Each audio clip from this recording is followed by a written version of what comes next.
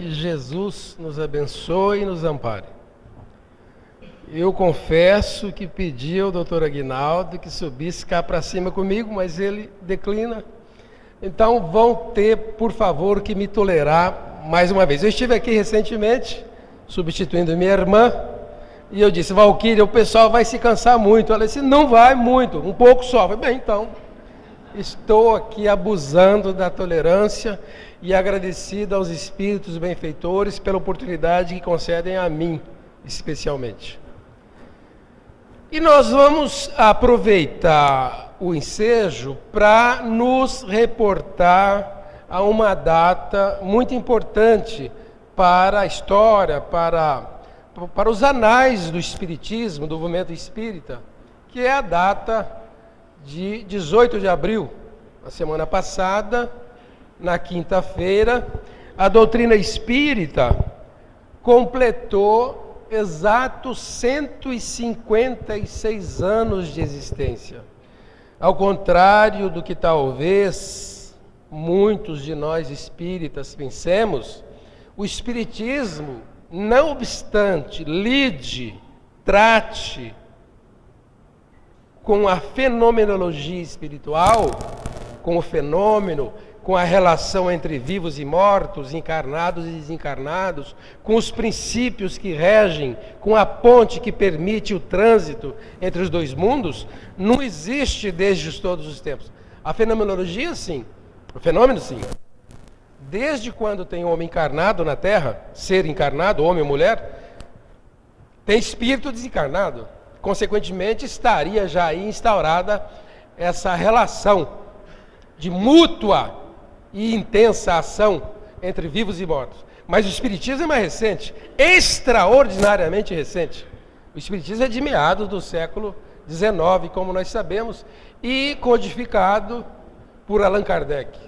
Às vezes, equivocadamente, nós costumamos dizer que Kardec fundou o Espiritismo. Kardec não fundou, Kardec codificou, didatizou, reuniu, organizou um arcabouço fantástico e que talvez nenhum encarnado pudesse fazê-lo, tal a magnitude, a importância, a complexidade, a imensidão da tarefa que ele tinha pela frente, que seria dar um cunho, um norte, uma visão doutrinária para aquele amontoado de leis, de fatos e fenômenos e princípios e ditados que os espíritos e médiuns experimentavam desde séculos e séculos antes.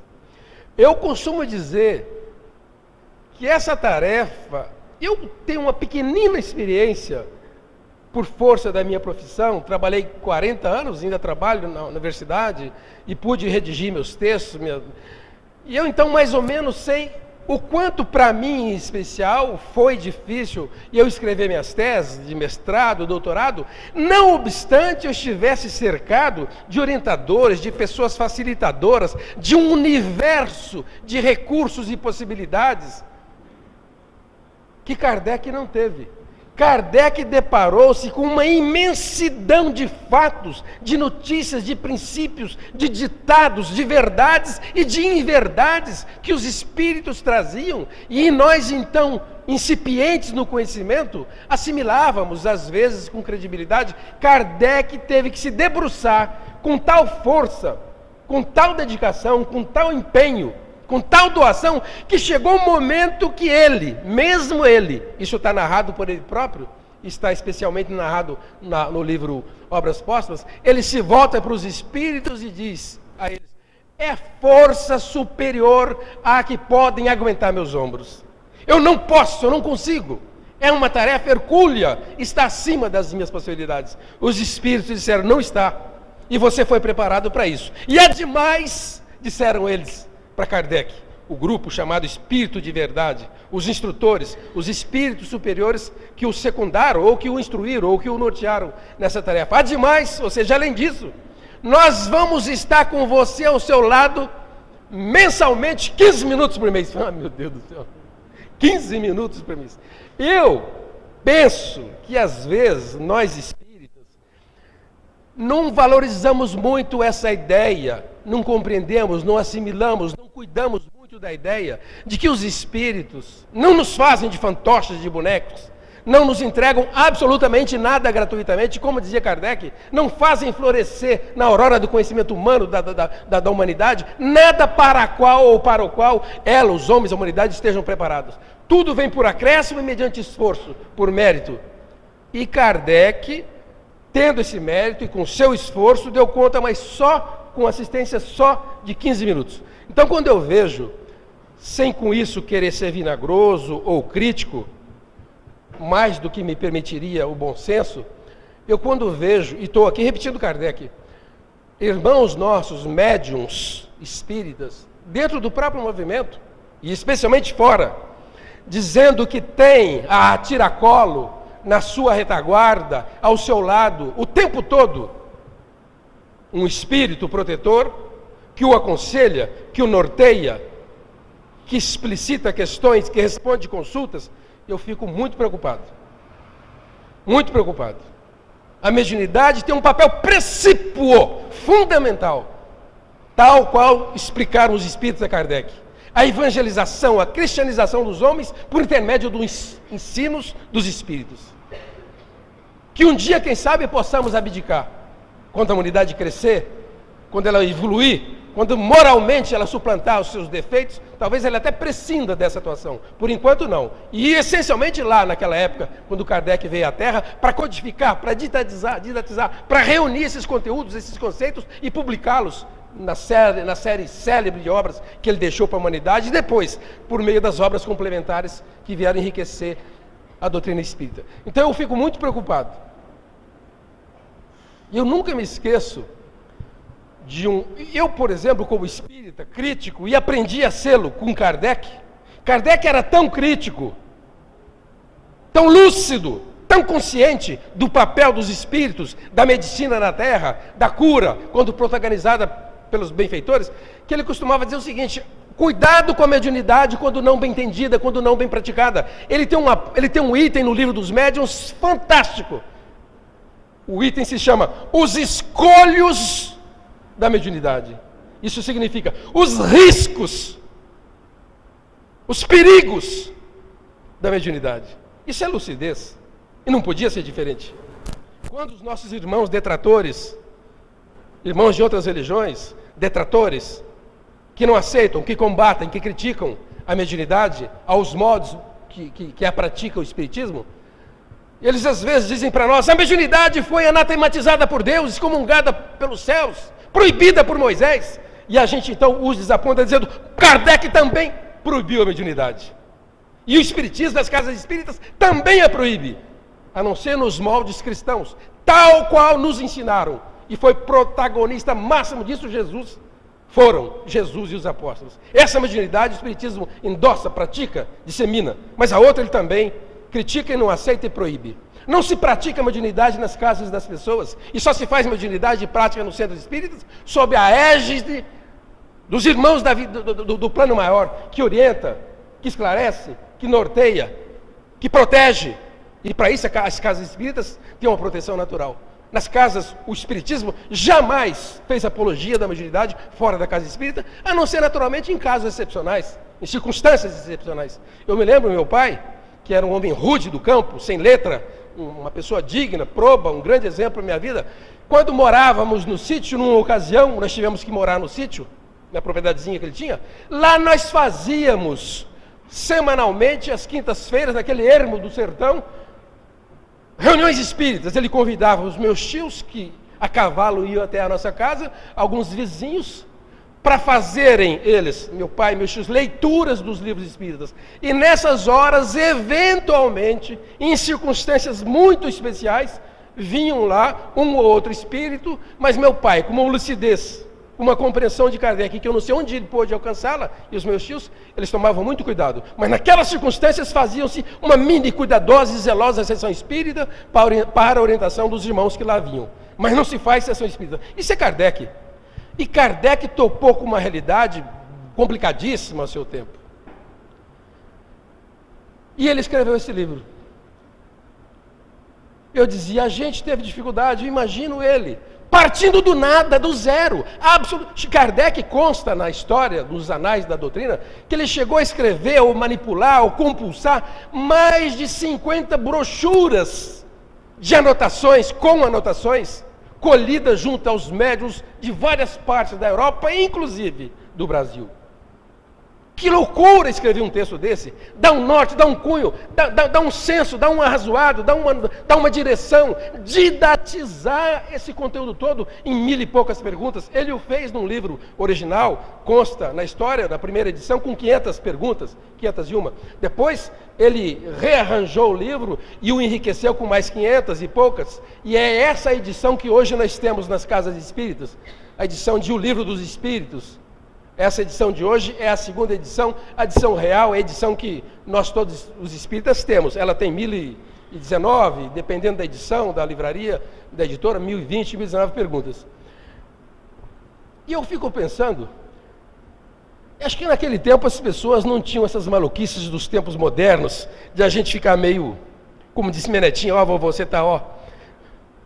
Eu fico pensando, meu Deus, me daria pânico. Eu penso, não a tarefa daquela, é impossível a gente imaginar uma tarefa daquela, mas uma tarefa me daria pânico. Eu falei, meu Deus, eu tenho um episódio, permitam-me contá-lo, e já devo tê-lo contado aqui, mas ele é oportuno. Numa ocasião da minha vida, na minha tese de doutorado, matemática é uma disciplina complicada, e a matemática que eu fiz foi a chamada matemática pura.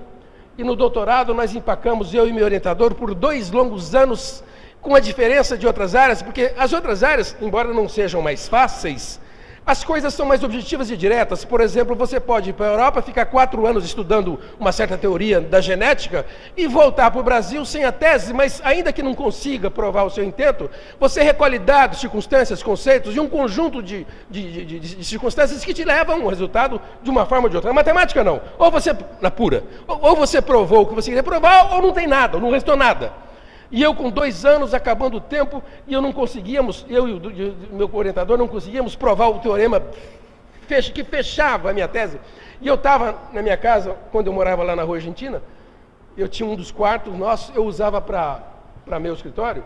Era madrugada, eu apanhava o ônibus às 5 horas da madrugada para ir para a USP, em São Carlos.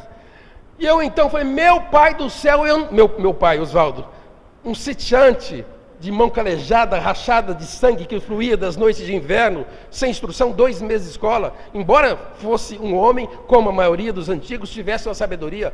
Eu falei, pai, eu vou recorrer ao senhor, eu acho que o senhor não entende muito de matemática, mas o senhor vê alguém aí, se o senhor pode me ajudar, porque eu estou frito e roubado e mal pago. E eu vou para São Carlos agora, e se eu não... O que eu faço? E me deu uma espécie de pânico, eu começou a me faltar o ar, eu falei, meu Deus, atrasado, ignorante que sou, eu pensei, eu não vou dar conta. Quer dizer, eu exagerei na avaliação daquilo que de um modo ou de outro eu faria. Eu fui preparado para isso, eu estudei para isso, eu só vivia para isso, minha função era isso. Mas o meu despreparo diante de uma coisa tão banal. Nessa ocasião, anos atrás, o Aguinaldo não vai se lembrar, mas eu recorri a ele. Falei, Aguinaldo, me dê um trem para eu tomar, que eu vou... Um trem, ele falou assim para mim, eu me lembro, vou te dar uma coisinha muito simples. Falei, mas eu muito ingênuo, mas eu posso tomar isso? Ele falou, não, só pode como deve, isso vai te fazer bem. E me tranquilizei. O fato é que, isso depois, mas o fato é que naquela noite eu dormi um pouquinho, já eram quase 4 horas, levantei logo depois, apanhei o ônibus e cheguei a São Carlos. Quando eu entrei na sala do meu orientador e falei para ele, Luiz Fávaro, já desencarnado, falei, Luiz, eu acho que estou com uma ideia, me ocorreu essa ideia no ônibus, eu pensei isso. Ele se levantou da cadeira e falou assim, Eurípides, acta est fábula. Eu falei, meu Deus do céu, eu falei, devo ter falado uma besteira, porque eu nem sei o que é. Acta est fábula. Eu falei, o que é isso, Luiz? Ele falou assim, está encerrado, acabou, matamos o problema. Eu falei, ai meu pai, será que meu pai ajudou? Deve ter ajudado, né? Não do ponto de vista que ele não podia, não se fazem milagres, só porque nós desencarnamos. Mas certamente deve ter recorrido a alguém com um mérito que eu não tinha, e certamente ele tinha, um homem probo, digno que foi, e a espiritualidade fala que é possível o endosso espiritual. Eu não tenho mérito, mas quem responde por mim, quem me assiste e ampara tem, então faz uma espécie de de intercessão. O fato é que eu defendi o raio dessa tese. Mas eu fico pensando, meu Deus, Kardec tinha um negócio maluquíssimo, um livro extraordinário. Afinal, tratava-se, e se trata, do livro base, do livro síntese, do livro macro, do livro que traduz todos os aspectos da doutrina espírita, tanto filosófico, quanto científico e religioso. Tudo demais desdobram-se a partir dos conceitos expressos nessa obra fantástica e extraordinária. Não seria a obra a mais importante, mas seguramente, como dizem os espíritos, é a obra síntese, é a obra resumo, da qual, a partir de cujas respostas, partiu toda a sustentação das obras suplementares. É inimaginável, só mesmo um homem preparado, como era preparado Kardec, para fazer isso. É pouco admissível que nós espíritas, pelo menos aqueles que já nos matriculamos na condição de espíritas convictos, de espíritas assertivos, de espíritas que, não obstante reconhecendo a pobreza espiritual, as restrições, as limitações que nós temos morais, mas que estamos sinceramente matriculados nessa fileira do bem, da vontade de aprender, com o desiderato do amor, do esforço pela compreensão do próximo. É pouco admissível que o espírita, que já compreendeu a extensão do ser, em vez do crer, que não leia o livro dos espíritos. Não pode. Não pode. Todas as casas espíritas, de uma forma ou de outra, detêm grupos de estudos das obras básicas de Kardec. Especialmente, sem falar nos outros, aos quais nós vamos nos referir, especialmente o livro dos espíritos. É um livro a ser descoberto pela moderna filosofia. Talvez ciência ainda não. A religião nem se fala, a religião começa a descobrir, inclusive alguns conceitos científicos expressos, com o zelo, com a limitação, com a parcimônia que se tinha que ter naquele tempo. Nós estamos falando de 160, 70 anos. A ciência era iniciante, engateante, pouco se conheciam sobre os antibióticos, pouco células-tronco, a movimentação das naves estelares, a biologia, as ciências humanas, o direito às minorias. Não se sabia nada, era uma sociedade de conhecimento incipiente. E esse livro foi escrito por Darwin, começava a escrever a sua obra máxima, a obra que revolucionou o mundo, a evolução das espécies. Kardec escreveu o livro 2 anos antes de Darwin. Como é que pôde Kardec, com 2 garotinhas, 2 meninas, 2 crianças, há 170 anos, hoje seria um pouco diferente. Mas ele escreveu esse livro com 2 crianças, uma de 14 e outra de 15 anos. Uma de 14 e 16. As perguntas que Kardec fazia tinham e têm cunhos extraordinários, sob enfoques os mais inusitados possíveis, num vislumbre que era quase inadmissível que a sociedade tivesse desde aquela época, e que hoje são banais, são conhecidos, são triviais, são explorados por todos os lados. E essas meninas tinham 14, 16 anos. E ele escreveu, e às vezes nós encontramos irmãos até dentro do movimento que fazem, nós às vezes incorremos nesse erro, de criticar um ou outro aspecto do livro dos Espíritos, dada a incompletude desse argumento, ou do excesso daquele, ou da falha desse outro. Ora, a doutrina espírita, dizia Kardec, é uma doutrina eminentemente progressiva, uma doutrina que progride, que cresce. Falar depressa dá nesse rolo, né? Que progride, que se processa, que evolui, que cresce, que desenvolve com a ciência. É natural, portanto, que o Espiritismo tivesse os limites da ciência do seu tempo, não obstante poucos limites se tem, morais nenhum, limites morais nenhum. O livro é irretocável do ponto de vista moral, todos. Da ciência é natural que sim. Nós aqui, a maioria, fomos alfabetizados por métodos chamados como pedagógicos ultrapassados. E são mesmo, claro.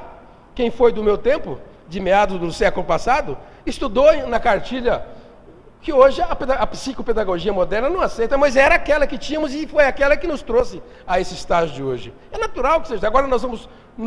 Enfim. Então é possível que hajam conceitos, especialmente na Gênese, que se dedica muito aos conceitos científicos. Lá existem alguns conceitos passíveis de discussão, mas guardadas as limitações da época, era aquilo que se podia dizer. Jesus foi quem disse isso, meu Deus. Como é que as pessoas não enxergam isso? Especialmente nossos irmãos, a quem a gente respeita, mas...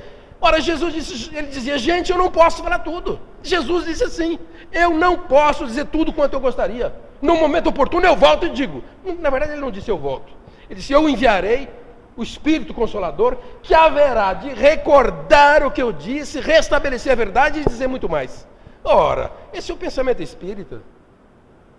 É uma pena que nós espíritas nos esqueçamos da importância do estudo, de nos debruçarmos sobre um livro como esse, porque nele estão o resumo e a síntese da nossa doutrina.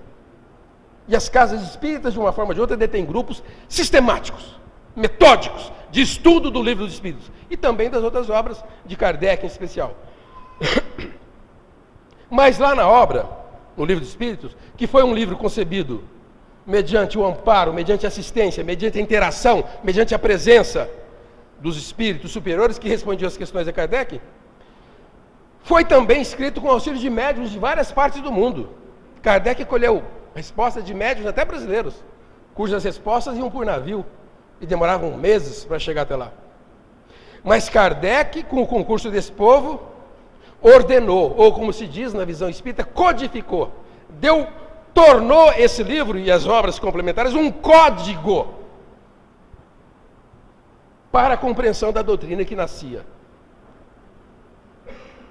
Mas, para a gente não se estender muito, é bom lembrar que Kardec escreveu essa obra como a primeira, a obra que instaurou o processo de codificação, que inaugurou o processo de instauração do Espiritismo na Terra, mas escreveu obras subsequentes. Escreveu antes e depois, obras menores, obras maiores. O famoso núcleo cerne da sua obra está aí nesse conjunto chamado Pentateuco, porque são 5 obras, né, de livros. O primeiro deles em 57, depois veio o Livro dos Médiuns, depois o Evangelho segundo o Espiritismo, depois o Céu e o Inferno e por fim a Gênese. Mas tem obras póstumas que são conceitos extraídos depois da morte dele. Tem Viagem Espírita em 1862, tem a Revista Espírita que ele publicou e escreveu por quase 10 anos, que ele chamava de um local de ensaio. Tudo que ele queria publicar, ele assimilava, analisava, escutava, ouvia, absorvia os ensinos dos espíritos, punha no papel, escrevia na revista e esperava o retorno dos leitores. Isso ele escreve na Gênese. Era para mim um laboratório de experimentação. Conforme a reação das pessoas, de bom senso, os espíritas que nasciam, eu recolhi o conceito, discutia com os espíritos, ou enfim, e publicava. Mas essa é a chamada obra básica, o chamado Pentateuco de Kardec. Compete a nós espíritas a divulgação dessas obras.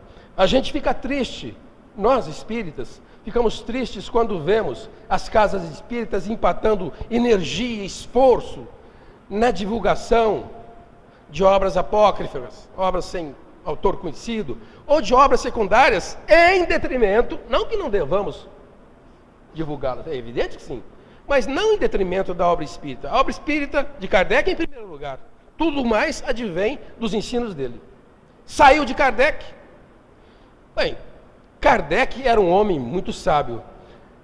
Ele era tão zeloso que ele chegou a dizer em A Gênese o seguinte: o Espiritismo vai acompanhar os conceitos humanos para e passo, em todas as épocas da humanidade, sob todos os aspectos. Ele chegou a dizer em A Gênese, Kardec chegou a dizer o seguinte: se um dia a ciência disser, o caminho é esse, e o Espiritismo estiver apontando para cá, ele diz, o Espiritismo deve abdicar desse conhecimento e ficar com a ciência. Que nobreza, que nobreza. Isso é religião, isso é ciência, isso é filosofia, nada convencional.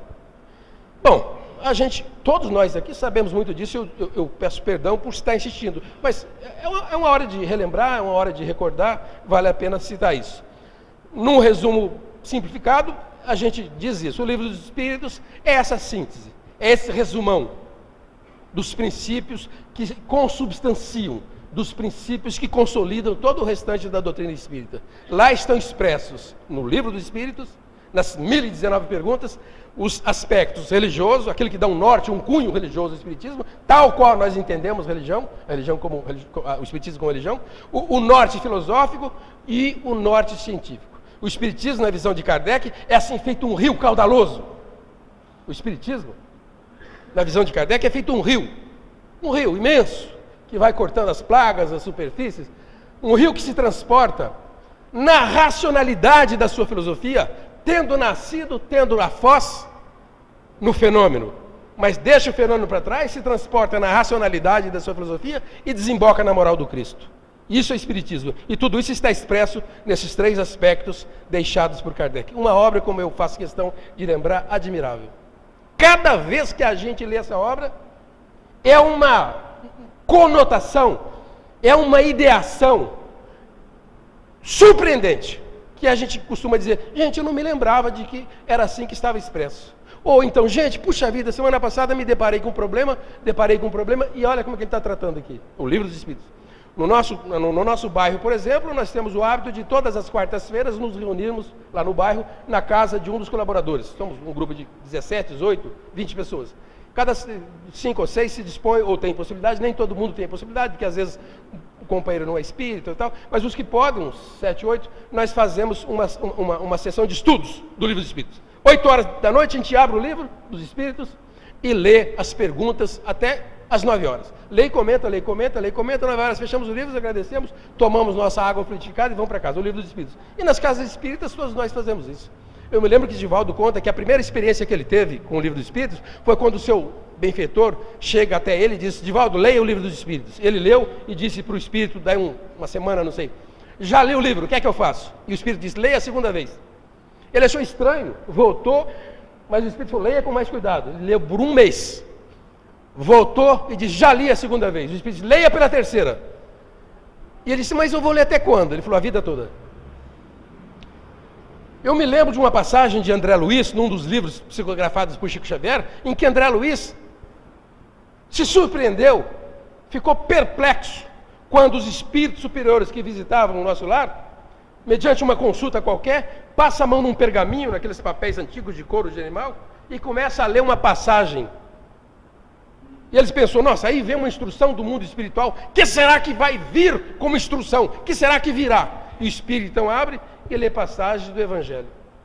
Então nós não temos que descobrir, como dizem as pessoas, nós não temos que descobrir a roda.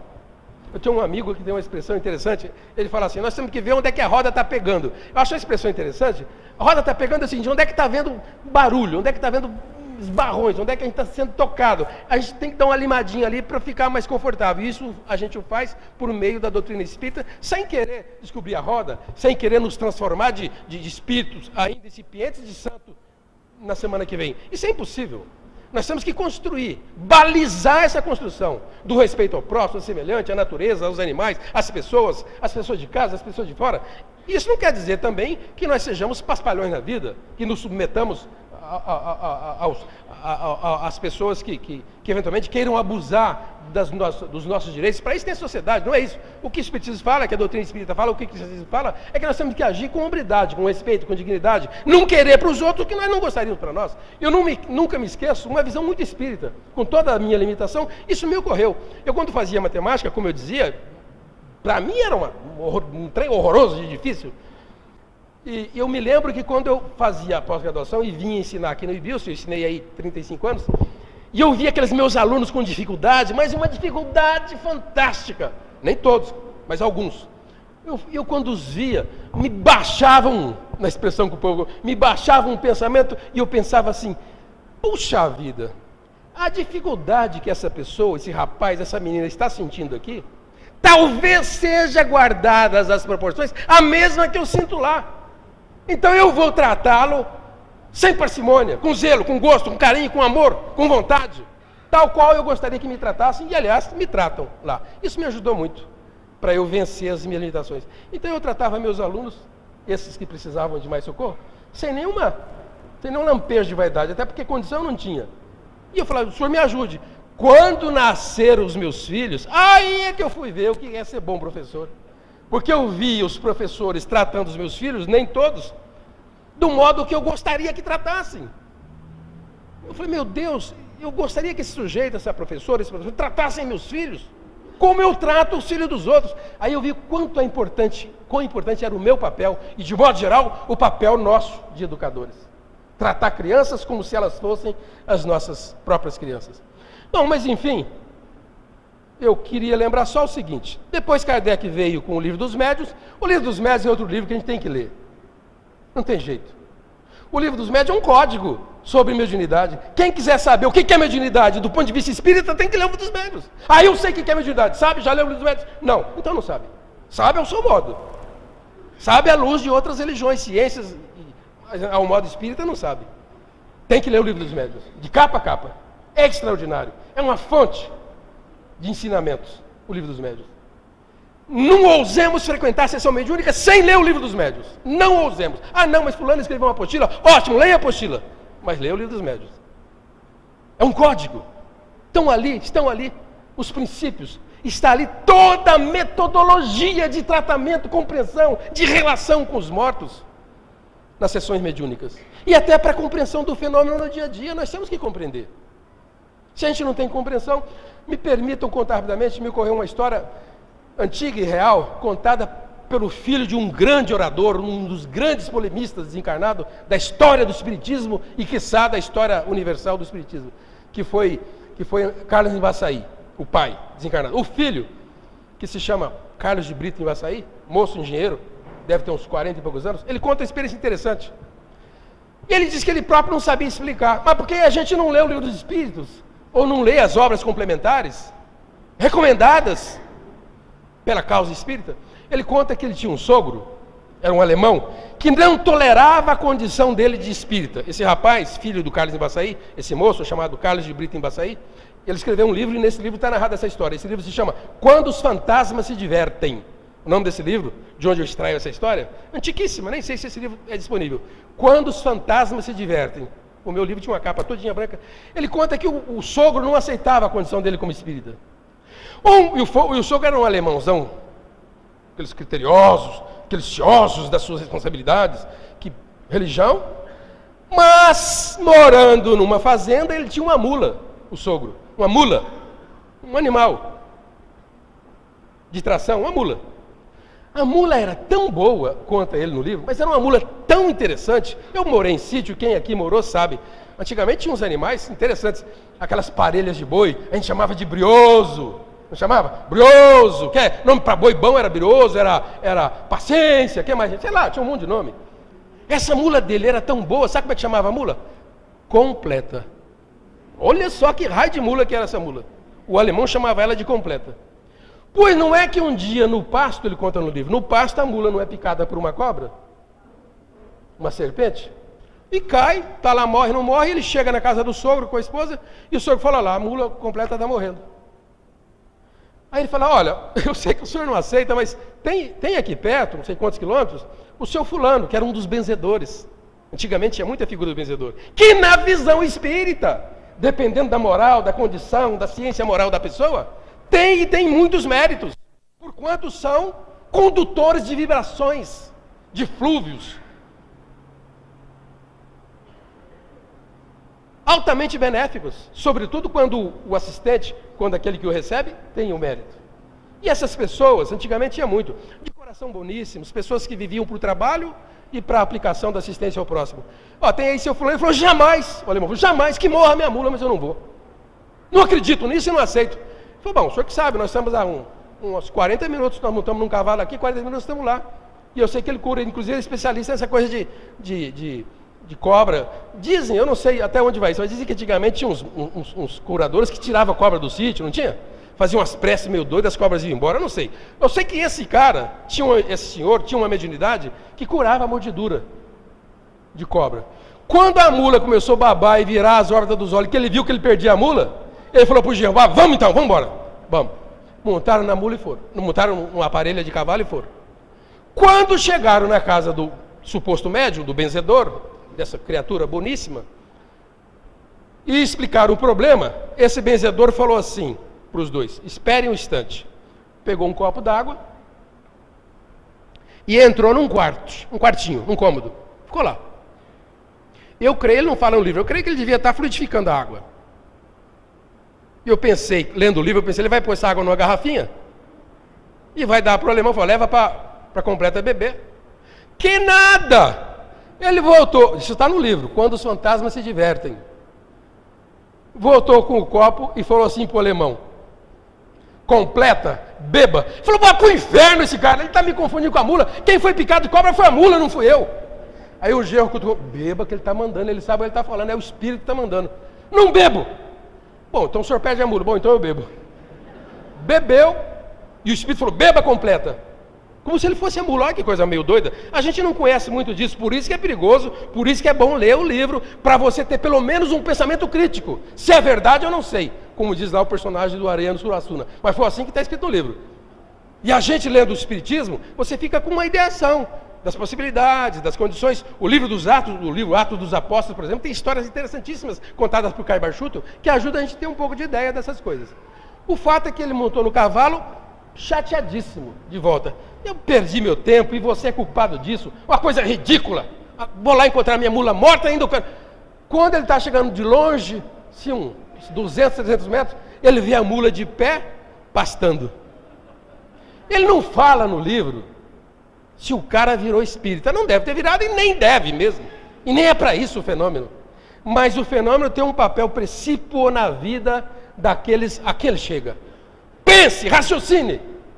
Há algo mais do que essa tola, ingênua e pobre tridimensão na qual nós vivemos imersos. Há um mundo espiritual do qual emergem as leis divinas e magnânimas que tocam o universo, não esse planetinha, e nem os planetinhas que a ciência está descobrindo, a astronomia está descobrindo.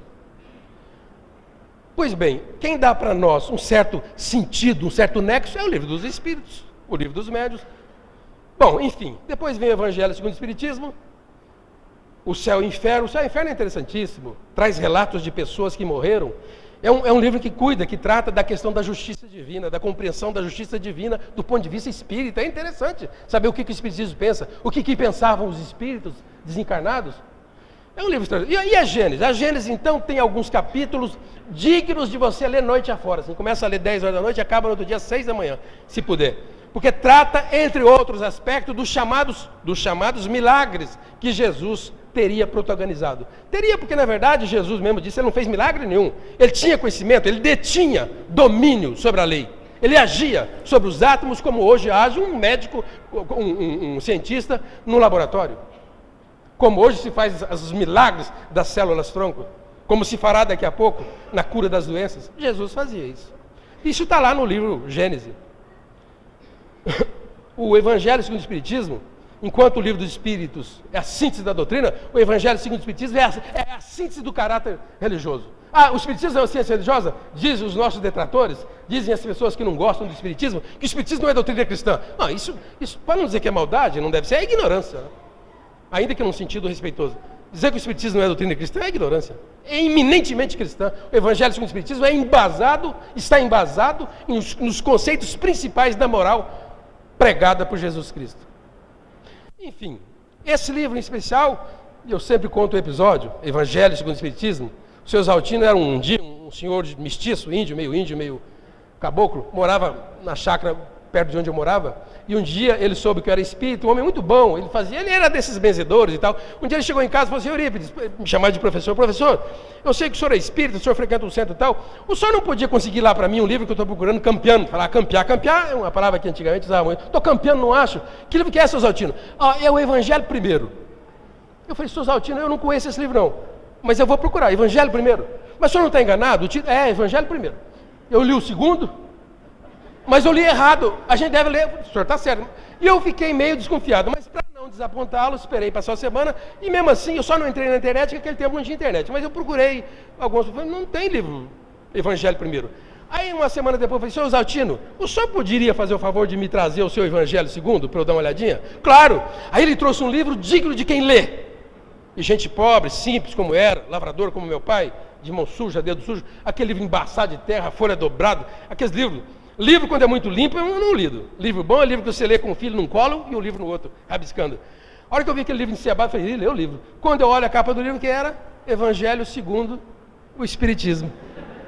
Seu Exaltino, esse segundo aí, tem o sentido de ordinalidade. Ele significa que não tem o sentido de ordinalidade. Ele tem um sentido diferente. Ele tem um sentido de à luz de, aos moldes de conformidade com, ou seja, o Espiritismo o Evangelho de Jesus, de conformidade, de acordo à luz do Espiritismo. Ele deu risada e falou, ótimo, então não tem que ler outro. Não tem isso, o senhor já leu. Eu não vou cansá-los, vou parar, mas o Livro dos Espíritos tem aqui alguns aspectos que, olha, quando a gente desencarnar, eu já escutei isso uma vez do Chico, faz muitos anos, do tempo que a gente frequentava o Chico lá antes de Uberaba. Não, mentira, não é Pedro Obor, é Uberaba mesmo, só que era no outro centro. Uberaba no outro centro, não no grupo da prece, no outro, que chamava Comunhão Espírita Cristã. Eu escutei ele brincando, falou, olha, quando a gente desencarnar, tem 2 livros que os espíritos vão pedir conta, se a gente leu. Se não leu, eles vão mandar voltar. Eu falei, qual é que é, Chico? Falei, se um deles é o Livro dos Espíritos. Falei, opa, pensei comigo, estou salvo. Falei, o outro é o Paulo Estevão. Falei, nossa senhora, voltei correndo ali mais uma vez, por segurança. O problema é que não é ler, né? Paulo Estevão, que é um código de pureza, não é ler. É ler e pôr em prática. Mas o livro é extraordinário, a obra espírita é extraordinária. As leis morais. Kardec descreve aqui as leis do ponto de vista de um estudioso, de um humanista do século XXI que nós vivemos. Quem vê assim pensa, esse cara viveu no século XXI, que nada, ele escreveu isso no século XIX. É impressionante. O livro traz detalhes que vale a pena curtir, que nós não vamos fazer hoje. Uma questão das mais de 1000.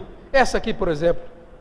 A gente gosta de saber se os espíritos podem influenciar nas nossas vidas, se eles podem mesmo alterar o nosso pensamento, as nossas ações. Kardec chega a perguntar assim, se você está na rua, o cara bota um revólver na sua frente e dá um tiro e a bala sai. O ladrão está assaltando o sujeito, o miserável lá está assaltando, e bota o revólver, dá um tiro e a bala sai. O projétil saiu, e o sujeito está na frente. Aí Kardec pergunta, essa bala vai atingir o sujeito ou não? Quem não leu, vai lá ler para ver a resposta. Eu sei a resposta. Essa bala vai chegar no sujeito ou não vai? A bala já saiu, o cara puxou o gatilho, a bala saiu, o projétil saiu. Aí deram a resposta, ele não ficou contente, o sujeito vai subir uma escada. Está lá no livro dos Espíritos. Olha que minutos, que tipo de enfim, de minúcia que ele chega. Minudescência. Ele fala assim, o sujeito vai subir uma escada e tem lá um degrau quebrado, podre. Escada de madeira antiga, lá no fundo do quintal. E está um degrau quebrado, o cara vai subir, o espírito avisa ele ou não avisa?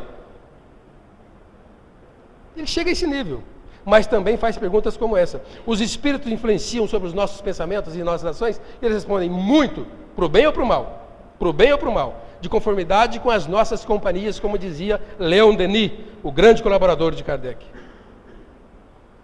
Kardec, por exemplo, fala sobre um conceito que até outro dia a ciência não sabia responder. A ciência humana não sabia tratar disso. Os conceitos de minoria, de respeito à natureza, de preservação das espécies. Os conceitos de sustentabilidade, está se falando nisso agora, no começo desse século. Kardec já tratava disso. Olha esse conceito, uma das questões na 682. O repouso é uma lei da natureza, dizem os espíritos da Kardec. O repouso é uma lei de Deus. Eles chamam lei de natureza, Kardec expressa, é lei de Deus. O repouso é uma lei de Deus. E não diz só isso. Ele diz, os espíritos, que quem pode dirigir, quem tem o poder de ditar o trabalho, a atuação, quem tem a responsabilidade, quem tem sob a sua responsabilidade o empregado, se cometer excesso, vai pagar por isso. Vai pagar por isso, ou nesse plano ou no outro plano. Quem abusa de autoridade transgride a lei de Deus. E por fim ele fala assim, o homem tem... Olha, falando isso há 170 anos. Quando é que a ciência humana falava isso? A mulher até outro dia não tinha direito à minoria. Agora que nós estamos vendo as empregadas domésticas com alguma espécie de direito. Imagina 170 anos. O homem tem direito ao repouso na sua velhice. E quando ele não puder trabalhar, a sociedade deve sustentá-lo. Olha, falar isso há 170 anos. Por isso é que queimaram o livro dos Espíritos. Queimaram em Barcelona e queimaram 300 obras. Mas eu me lembro, encerrando de fato, eu me lembro que Kardec, eu me lembro uma história assim, 2 minutos eu conto.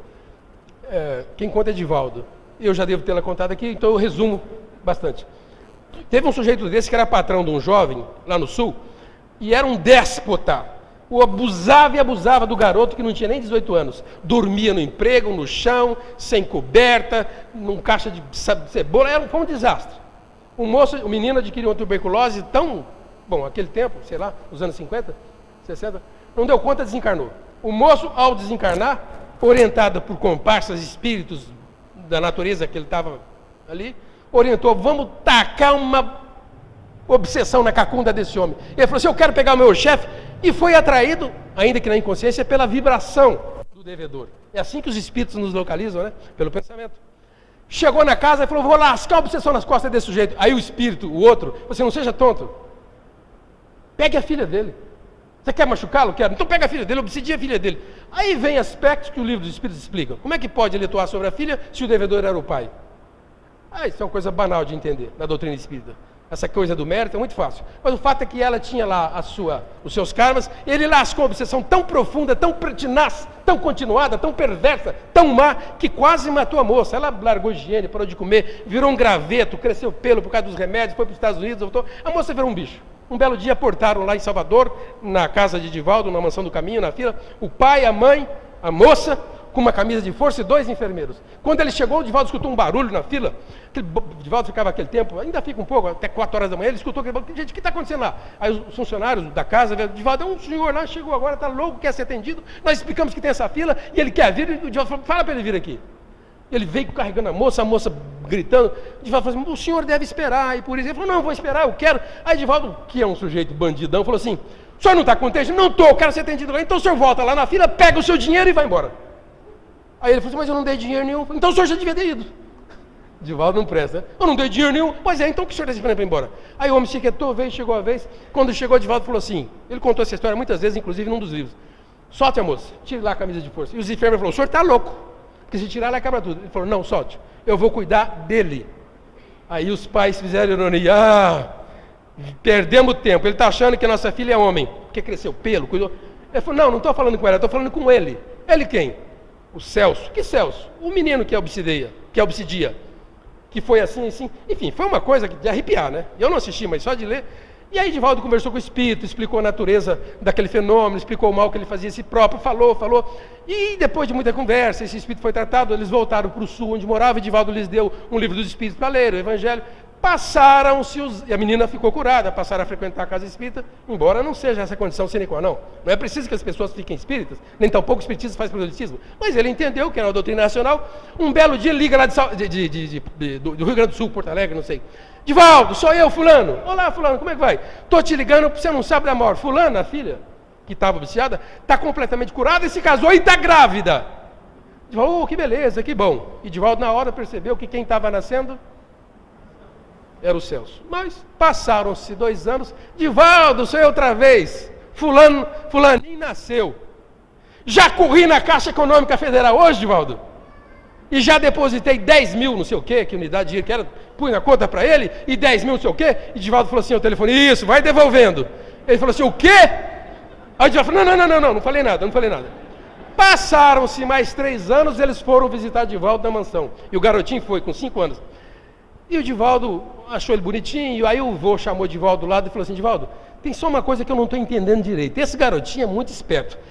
Tem momentos lá no sul que ele bota as mãozinhas nas cadeiras, me dá um chute nas canelas e fala assim, vovô, eu te conheço de algum lugar. Que será que é, Divaldo? Falou, não tenho a menor ideia. Gente, pode haver coisa mais... Se Deus não tivesse inventado a reencarnação, como falava do Eurico Paraguaçu, tinha que inventar. Tolice as pessoas que imaginam que não podemos aceitá-la por falta de reminiscências das vidas passadas. Ora, isso é banal. Esse véu do esquecimento é uma bênção que Deus nos dá. Imagine se esse garotinho soubesse quem é o avô dele. Já tinha matado ele, aliás, como tentam os espíritos. No primeiro dia que tivesse uma faca, ele mataria o avô. E a força do amor, aliás, Jesus dizia que o amor cobre a multidão dos nossos pecados. A força do amor via reencarnação promove tudo isso. Pena que as pessoas não saibam disso.